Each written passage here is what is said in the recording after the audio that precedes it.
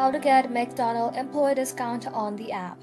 Hello everybody and welcome back to our channel. So let's get started without any further ado. So this right over here is the McDonald's DST restaurant management page, and here you can see that employees can get up to 30% discount at participating McDonald's restaurants, whether you are at your local spot or on a road trip. So to get the discount, first you will need to download the McDonald's application. Once you have the app, go ahead and simply navigate to reward and deals section, and under reward and deals you'll be able to find an option that says national employee discount. You want to go ahead and tap onto it, and then from there you can go ahead and simply scan the mobile offer at the checkout or place a mobile order, and then you will automatically get 30% off your meal. But here is the key part. You must use the same email address in the McDonald's app that you have used during orientation or on your employee file.